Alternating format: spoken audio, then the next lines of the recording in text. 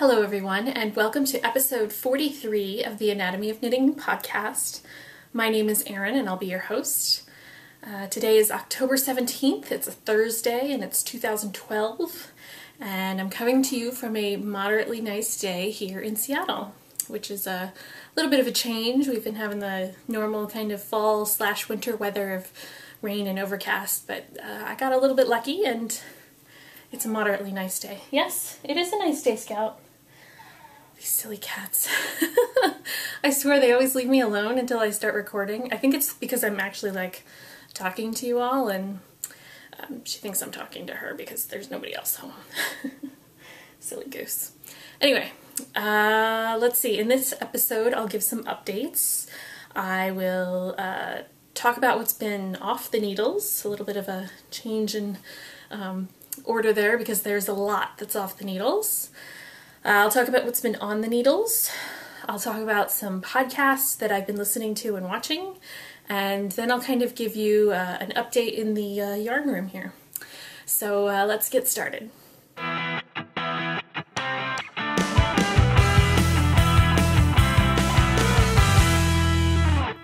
So first off, some updates. When I had originally started my show notes, which was I think 2 weeks after the last podcast, I literally had two things to talk about and the episode would have been 5 minutes long or something. I wrote down that I was recording in a new location, but so far, not yet. It's still the room that I was recording in. You can tell that we kept the pink color here. It's now the nursery. It's a little sad because I really liked having my own little yarn room. So my yarn room is no longer a yarn room, it's a yarn room / guest room, and it's directly below us right now in the basement. So that's a little sad that I don't have my own little space anymore, but I'm really excited about this change in our lives, and I'm going to show you a little bit of the things that I've been doing in here a little bit later, so hopefully you'll like that. Couple more updates. The construction that I was talking about in the last podcast, I think it was just starting when I recorded that last podcast. So it was I think about a month and a half to 2 months of work that we had done, a lot of banging, not really constructive to recording a podcast. So that's one of the reasons why I haven't recorded, because anytime during the week, you'll be hearing the banging like that, and it was just not good for making a podcast.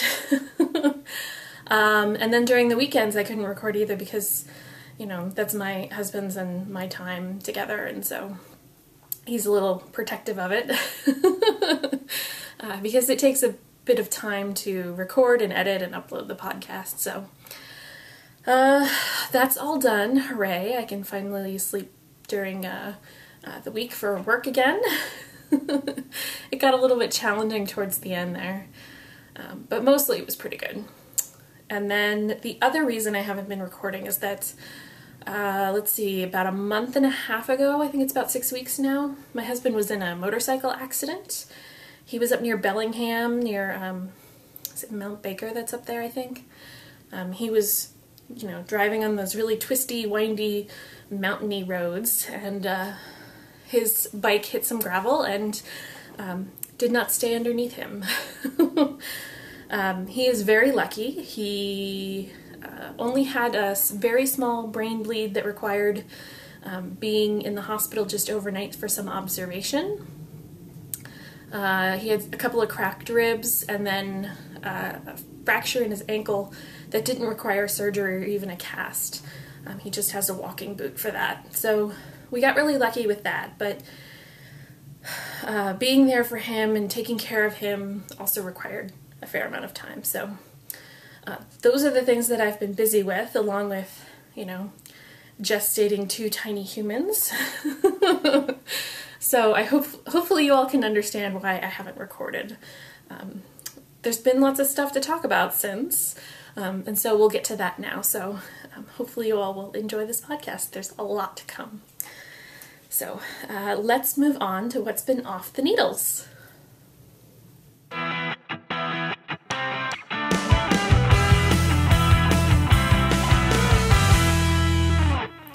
So the first thing that I'm going to show you, I showed you the actual completed object.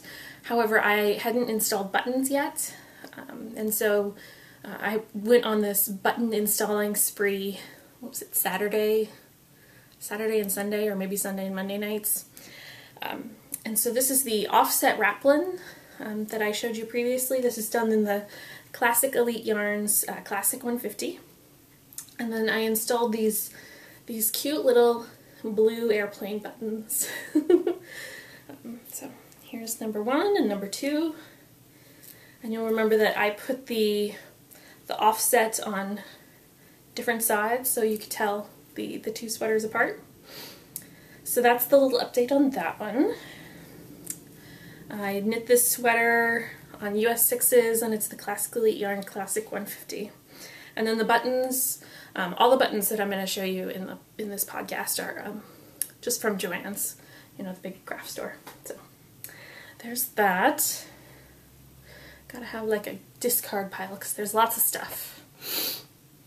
So when I last recorded, the sweaters that I were just starting, or the sweater that I was just starting, was the Newborn Vertebra.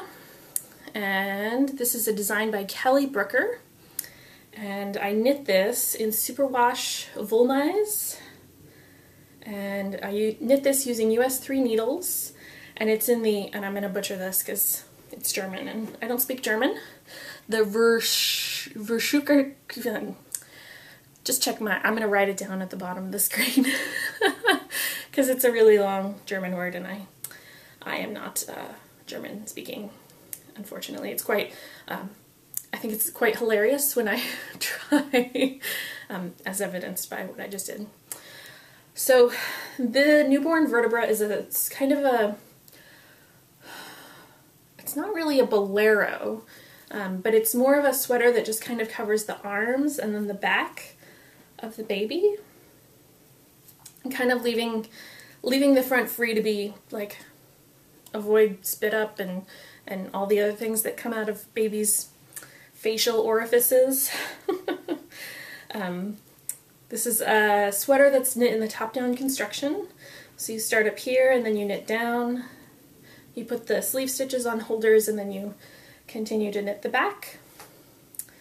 Once you finish knitting the back, you do the sleeves, and then you cast on for this kind of neck / front ribbing. So I knit this one, and then I knit a second one. So we'll have matching bibbies, matching warm bibbies. I don't remember anything really crazy happening with this pattern. It's pretty easy. The top-down raglan construction is, once you do it once or twice, it's pretty straightforward. I had a little bit of yarn left over. It's in the other room. I didn't grab it. I think it's enough to do maybe one hat to match these sweaters. So I'm thinking about doing that, but when I got done with these, I was kind of tired of knitting on tiny needles, so I didn't do the hat then. But we have 2 Newborn Vertebras. Again, it's just designed to kind of keep the arms and then the back nice and warm, and then the front free for, vomit or whatever. So you don't get baby fluids on your nice knitted sweaters. So after I finished those, I cast on for some baby surprise jackets, and this is a design by Elizabeth Zimmerman, and it's more of a recipe in her book, and I think is it Knitting Without Tears that it's in? I think so. If it's not, I'm going to write on the bottom where the pattern comes from. And it's knit in, let me undo the buttons here, I was not prepared. It's knit in one piece, and it's kind of like an origami piece of fabric, because once you finish, I have the arms seamed together, but once you finish, you have to bring up the bottom part to seam with the arms here, and then you have a sweater. It's a really ingenious pattern, the way that you knit it all in one piece, and then just by a little bit of folding, it becomes a sweater. I've had issues in the past with this pattern. Yes, I have, honey. Mostly because in the pattern you're supposed to mark a stitch for these sets of decreases here. And I always mark the stitch by putting a stitch marker before and after. However, that marked stitch is usually, or is included in the decrease here. So that marked stitch changes as you decrease. So it wasn't until I had tried and tried and tried back in the past and got frustrated and moved on. I ended up ordering the pattern online from Schoolhouse Press so I could get the hopefully very detailed specific instructions. And it wasn't until I cast on these two sweaters, because I again have matching sweaters, that I figured out that instead of marking on your needle before and after that marked stitch, what you do is you use one of those locking stitch markers and you actually mark that stitch, and then as you continue on doing your decreases, you'll watch that marker will stay down here, and then you'll just continue doing that line of decreases. And it wasn't until I realized that this pattern actually finally worked for me. I guess I was just overthinking things a little too much. So this is, let's see, yes, this is some hand spun from fiber that I got in the Hello Yarn Fiber Club, and this is Rambouillet in the Pallid colorway. You'll see it's this kind of greens and purples. So there's sweater number 1. Very pretty. Again, buttons from Joann's. And then sweater number 2 is slightly different because it's the, hand spun. I had two skeins of this, so each are done by each are knit out of a separate skein. So there's that. Let's see, I'm looking at my notes, making sure I said everything that I wanted to say. Yep. This is such an ingenious pattern, and once I figured out the stitch marker conundrum, it worked really well for me. And it's all done in the garter stitch, so knit every row, and it went pretty fast for me once I figured it out. So those are 2 more sweaters. Ta-da! And then when I finished those, I had a little bit of yarn left over, so what I did was I made some matching hats. Like so. And their size is slightly different. Even though they're knit on the same needles, I think my gauge and the ball changed. And then you can also see right here, this line between the kind of light purpley white and then this green and purple. That's where I had to change a skein. So I had to do that pretty abruptly here, but not here. So those are the 2 hats to go with the 2 sweaters. I figure these will probably fit as soon as the babies are born. So I'll probably use them pretty soon after they're born, and then they'll grow out of them, unfortunately. Let's see, what else? Yep, did that. Alright, so we'll move on to the next set of sweaters, or sweater. The next thing that I knit is the garter stitch baby kimono. And this is knit out of Madeline Tosh sock in the Fathom colorway. I had 2 skeins of this, and I was hoping to find a pattern that I could use to knit another 2 sweaters because I love, love, love, love, love this blue color. It's so deep and gorgeous. However, when I started knitting this, and I'm going to show you this by undoing the buttons. When I was knitting this, people were like, "Oh, what are you knitting?" And I was like, "Oh, it's a baby sweater, except it's about as wide as me." From shoulder to shoulder. It was kind of a little ridiculous saying that I was knitting a baby sweater. But I was. And I ended up running out of yarn, I think, around when I got to the sleeves. So I was able to knit the entire body out of 1 skein of the sock yarn. This again is all in garter stitch. This is a pattern by Joji Locatelli. I apologize for mispronouncing your name. And then I knit this on US 2 needles. Because I had to break into the 2nd skein, I only was able to knit the 1 sweater.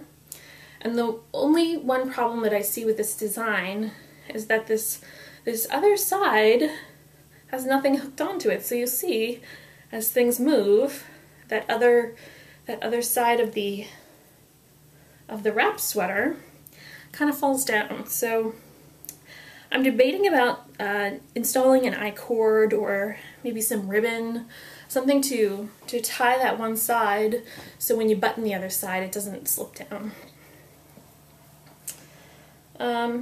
All of these sweaters still need to be blacked. I haven't done that, unfortunately. But that's that sweater. And then because I broke into maybe a quarter of the other skein of the fathom, I ended up knitting a couple of hats out of the rest. So these are the hats that I knit. Here's one, and you'll see it's just a tube that I ended up Kitchenering at the top and then creating these silly pom-poms. And the pom-poms turned out a little bit larger than I anticipated. And then I think the hats, I can fit both of my hands in there. So these will probably fit as the babies are a little bit older. We shall see. It's kind of hard to fathom how big babies' heads are going to be. Like, I know they're a certain size when they're born, but I haven't looked to see at what point, at what age they get big. So, I know there's a chart that the Yarn Council of America, I think, has put out, so I could check that out, but I was kind of I just wanted to wing it. So this is kind of based on the Yikes Stripes baby cap. I just used the basic image of that pattern as inspiration, but I believe I cast on more stitches because that one is based on a newborn head size, and I wanted to do something a little bigger. So I did that. I don't remember how many stitches I cast on. So there's one there. Here's the other. So you'll see that I have two. And I believe I used the US 2s again for this. And 2 more fun pom-poms. And then I still have just a little bit of yarn left over, but not enough to make anything of any significance. And lots of fun pom-poms. I'm not really a pom-pom fan, but I know that my husband is, so that's why I knit those. I'm going to move on to the next page of my notes. And then the last thing that I just finished actually, were 2 sweaters. And because these haven't been black, the collars are still kind of sticking up a little bit. These are the Gramps cardigans, and this is a design by Kate Oates. I knit this using US 5s and US 6 needles, and this is Madeline Tosh DK in Cobalt, and I knit the smallest size. And this may look a little bit familiar. I knit the exact same sweater in the exact same yarn for one of my husband's former co-workers. You'll see the nice cable on the side there. And it was so cute. and we like to call them the old man sweaters that my husband wanted a pair for our boys. Oh, I don't know if I told you that we know that they're 2 boys, so 2 boy sweaters. Let's see, what about this? I told you that I knit the smallest size. Because I had knit this pattern before, it wasn't difficult. Yeah, there were no issues with any of the knitting. And then the buttons are these leather covered woven buttons that I also got at Joann's. I told you I was on a button installing spree. Let's see, what else? Yeah, nothing really that I can tell you that's new about these. Just need to block them so I can get this collar to behave. And I'm hoping, yeah, I was going to say, I'm hoping that they're going to be small enough that we can, like, take the babies home in this. But looking at them now, they look kind of big, so I don't think that that's going to be possible. I think that'll have to wait until they're about 3 months old or so.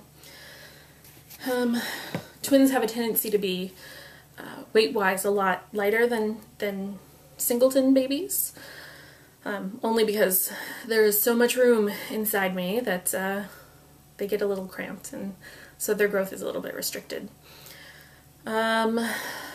And then the reason I'm just working on so many sweaters is that the babies are either going to arrive in mid to late December or probably not, but maybe early January. My 40-week due date is in January, but I don't think I'm going to make it that long. Yeah, so that's why I'm doing all these sweaters, so they can be nice and warm when they get here. Let's see, what else? I think that's it for all of the finished objects. I told you it was a lot. Let's see, so we've got 2, 4, 6, 8, 9 sweaters, all finished and ready to go. They just need to be blocked, which will occur after I finish recording. So that's everything that's been off the needles.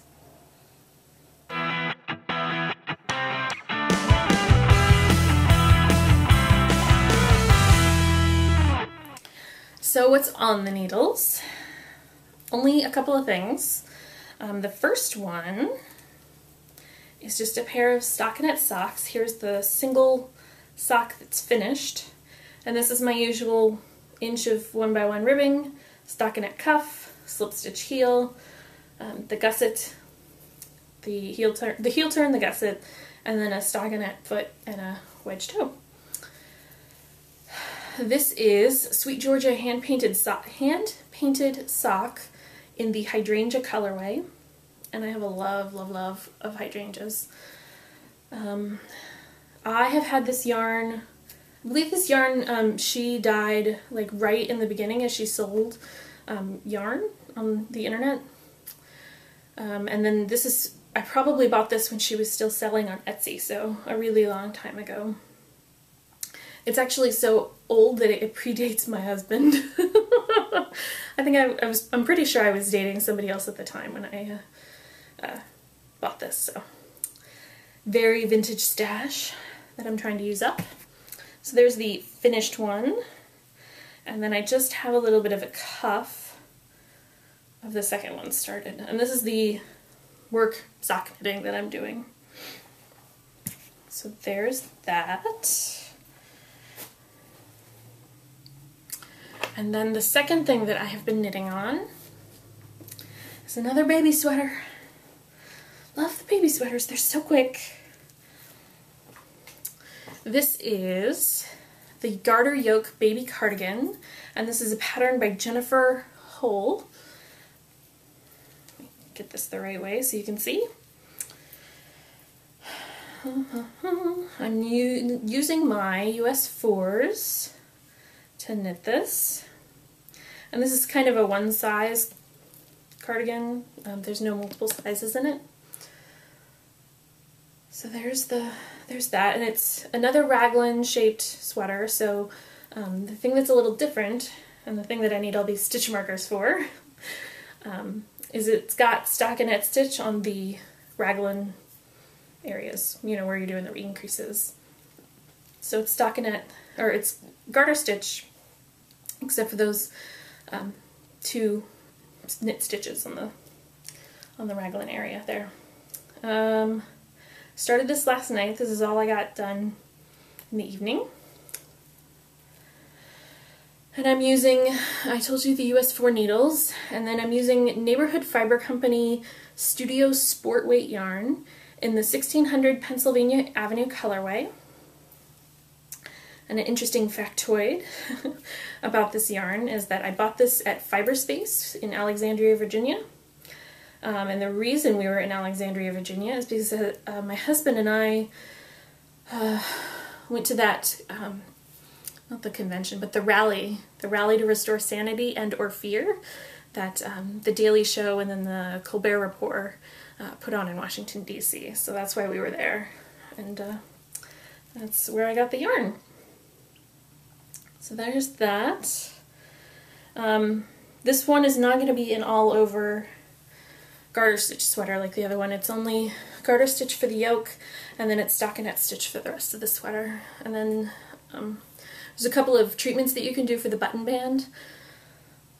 I think I'm going to do, there's an I-cord one, which I think I'm going to skip, and then there's another one that I can do otherwise, which I think I'm going to do. I think it's just garter stitch. So those are the 2 things, I told you, pretty short, that are on the needles. And then I just wanted to sort of talk about all of the yarns that I'm using and have used for the sweaters that I'm knitting. You'll notice that there's hand spun and metal and dosh, and then hand dyed sock yarn.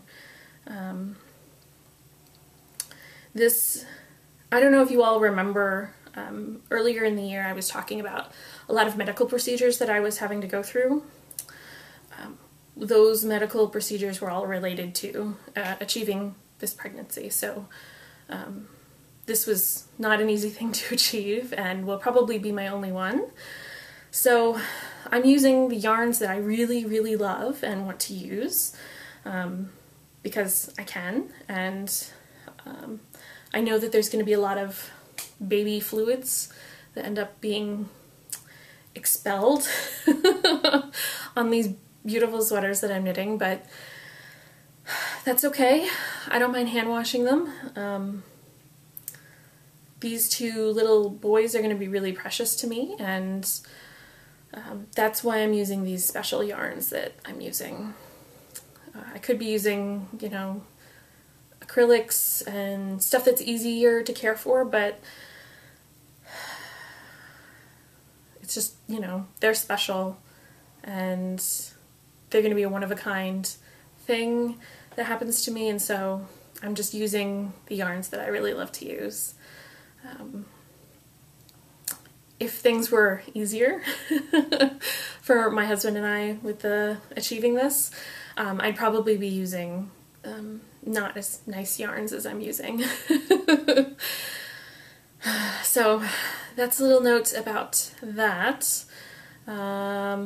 Let's move on to the podcasts that I've been listening and watching.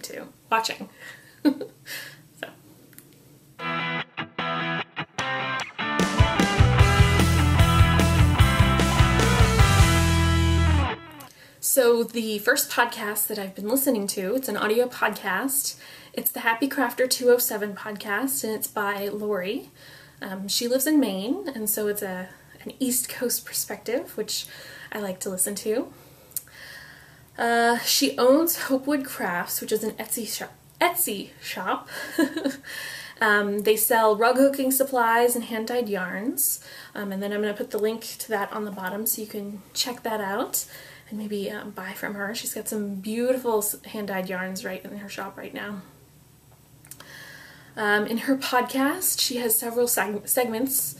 She talks about the things that she's been spinning, what she's been knitting, and then my favorite segments are the non-spinning and knitting segments, which is a little weird for me because those are the segments that I usually enjoy the most. But I love that she talks about all of the chickens that she has, And I don't know, what do you call, is it a gaggle of chickens when there's a group of them? I think she has 9 chickens, I want to say. I'm not 100% sure on that, but she has a lot of chickens. And she's able to get really fresh eggs, and that's something that I wish I could be doing in my situation here, but I think it would just be, I don't think I have the space for a chicken coop, and I don't think some of my neighbors would appreciate chickens. I know that Lori has a little bit more space than, or I'm assuming she has a little bit more space. The descriptions that she's given on her podcast of her property definitely sound a lot bigger than my property is. And then my other favorite thing that she talks about, she always has a recipe segment, and I know that she was including some Weight Watchers recipes for a bit there, and then her recipes always sound really delicious. I haven't made any quite yet, but they always sound really, really delicious. So again, that's the Happy Crafter 207 podcast. You can find her on iTunes, and you can find her Ravelry group by searching for Happy Crafter 207. That's a new one that I've been, or a newer one. I have a tendency to, when I find a new to me podcast, I like to start from the beginning. And so I spent, she had like 50 episodes that I hadn't listened to. So I spent, I think, about 2 weeks listening to nothing but her. And it was a good way for me to catch up on her podcast. And I believe when I was driving down to visit my parents, it was an awful, awful, awful traffic weekend. And the trip that usually takes me about 2.5 hours took me 4 hours. And 4 hours both ways. So she kept me company as I was making those crazy drives. And kept me sane, because I don't really like traffic. The other podcast that I've been watching, this one's a video podcast. It's not a new podcast. It's the Sassy Pants Knitter podcast. On her group, her Ravelry group is abbreviated SPK. So if you search for that, you can find that. And I just wanted to do a little PSA for her. Her grandmother, who goes by Grammy, also my grandmother that is no longer with us, went by that as well.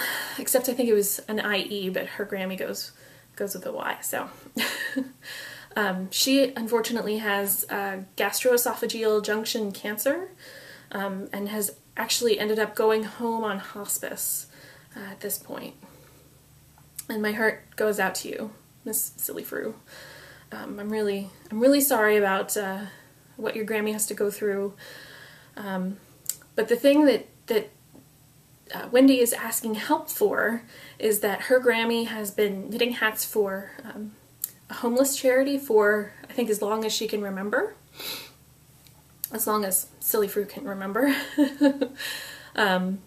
And she ends up knitting about 100 hats every winter for the homeless. Right now, Silly Fru is asking for help, so she can kind of give her Grammy a big internet hug from all of us on Ravelry and on the internets.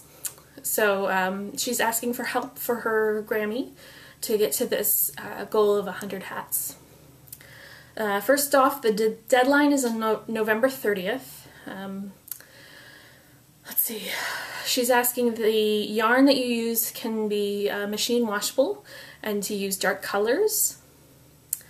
I believe her Grammy has knit about 40 hats with the last update that I saw on her group.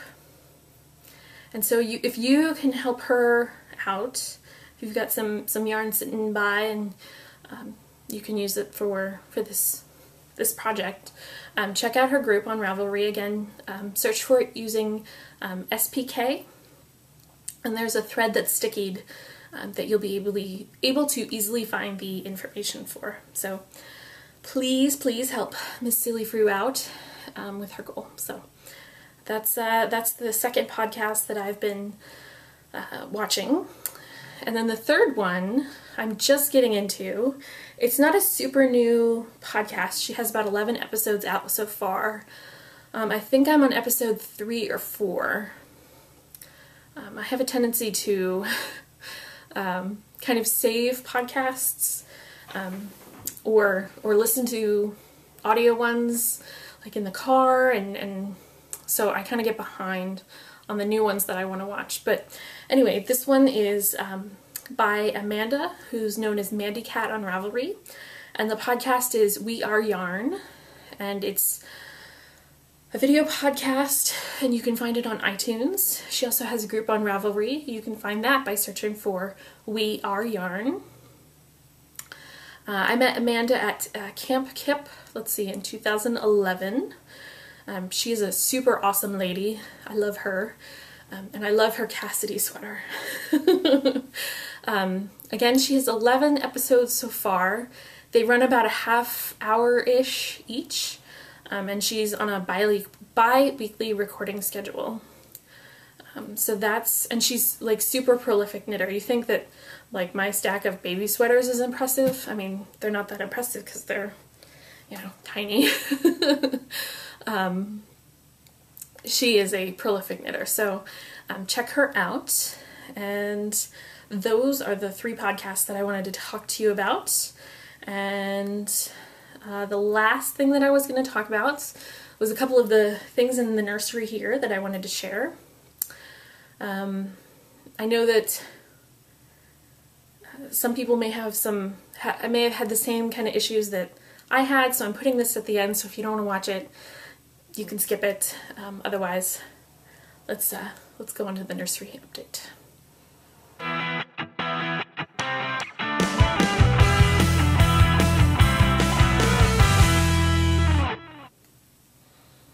Alright, so now for the little bit of a nursery update. I normally wouldn't share this, however, because of my theme, I thought some of you might be interested. I am doing a sheep theme here in the nursery. If I had to lose out on my yarn room, I sure as heck wanted to keep it as a sheep theme in here. So I know it's probably not a traditional boy theme, but I figure, well, they can't really give their opinions about the kind of room that they want to have. I'm going to kind of do something that I will love. So we decided to keep the blue color in here, which was really like amazing that I picked such a good color for the babies' rooms. So here's the paint chip. This is oh man, Vesper? Yeah, I think it's Vespar. That's the color of the paint company. This is the color of the walls. It's the La Fonda Fiesta Blue. So it's this nice little blue here. And then, because I chose sheep, a lot of the things that you can find on the internet are just kind of white and off-white and absent of any color whatsoever, which was kind of frustrating in the beginning. I wanted to find something, or I wanted to have something that was a lot easier, but unfortunately it wasn't. So the accent color that I wanted to use was green. So it would be the blue, the green, and then black and white as a secondary accent color. So this green is part of the sheep sets. So there's the blue and the green together. The sheet sets, unfortunately, have nothing to do. Here, I'll grab the comforters. So I bought the comforters just because in a couple of years when they can actually use comforters, because you're not supposed to use anything like this on babies because it increases their risk of SIDS. So, but I didn't know if this would still exist when the kids were ready for actual comforters, to keep them warm while they slept. So this is what the fitted crib sheets look like. It's just green and white X's and O's. And then we have 2 cribs, one on each side of me right now. Let's see, what else? So that's pretty neutral. There's unfortunately no sheep themed sheets that I could find that were in our color theme, which was really frustrating because I wanted to find like sheep themed sheets, but nope. But my parents found out that this was the theme, and so they've purchased us some cute little accessories. So we have these giant sheep here. So one goes in each crib for now. Again, when the babies get here, they will not live in the cribs. They will live on perhaps the dresser that I'm recording on. And then the other one's black sheep. Super cute, super cuddly, for when the kids can cuddle with them. Let's see, what else? What other? Oh, so I decided that when we got these dressers, the inside is the boring old interior of dressers. So I wanted to find some sheep fabric. Apparently I have an email. Some sheep fabric that I could use to line the drawers. On Pinterest you can find a couple of tutorials on how to line the insides of drawers with fabric using liquid starch, which I attempted and did not look good. But this is the fabric that I found, and it's this cute flannel. It's got sheep on it, like so. And I bought about 6 yards of this, so hopefully, I'm pretty sure I'll have enough. I tried the starch tutorial. It didn't turn out very well. But there's another way that you can do it. I'm going to wrap it around foam core, so it'll have like a nice edge and it might look a little more pillow-like for inside the drawers. So there's that project, which I haven't, I did the starch thing this week, and it didn't turn out very well. So I'm going to have to, when I'm off work next week, I'm going to have to find some foam core, and then that way I can make things look really, really pretty. And then the last thing, the piece de resistance, as I like to say, are the mobiles that I found and my parents actually got for us. These are the first grandbabies on my family's side, so my parents have been pretty generous with things that they've purchased. So these are little sheep mobiles. They're very cute. There are 6 sheep here. And then we're waiting for sheep arms to, or not sheep arms, mobile arms to come. We bought them off of Amazon. And I can't remember who sent these. This is a shop on Etsy. I'm going to put the information at the bottom. It's a local company. They're right here in Washington, so once they got made, they were pretty fast to be shipped out. Those are all of the sheep theme things that I think you all might find interesting. The rest of the stuff's pretty basic. Furniture, glider, all that stuff. Yeah, that's not really interesting. So those are all the sheep kind of theme things that I have found. If you know of anything that's especially these colors, please let me know. I'd love to see anything that you all know of or have found or can find. And I think that is about it for this episode. I have no idea how much I've recorded time-wise, so hopefully it'll be a bit of a longer episode for y'all. And yeah, let's get to the closing. So that's it for this episode. I don't know exactly when I'm going to record again. I'm going to aim for one more in about a month. That seems to be what will work for me and gives me enough time to actually produce some things to talk about. But we'll see. I'll keep you posted. I'm 28 weeks so far, so I'm getting pretty far along, and I don't know if I'm going to get put on bed rest or anything. There's no murmurings of that quite yet, but again, having twins puts you at higher risk for that kind of thing. So I'll keep you all posted, and I'll do my best to record as often as I can. I'd like to thank you all for being patient with the delay in the recording, and let's see. Hope you all are having a good time knitting, and that your projects are going well. And please check out the Ravelry group. Check out the thread that I'll post for this episode. Let me know if you know of any cool sheep things that I can use for inside the room here. There's a few more things that I'm on the search for, is a nice kind of grassy green rug, and maybe a sheep lamp to go on top of the dresser that's over there. So if you know of a good sheep lamp, let me know. And yeah, that's about it. So I'm gonna stop recording and start editing and hopefully get this posted today. And I hope you all have a good week to month, and I'll see you next time. Bye-bye.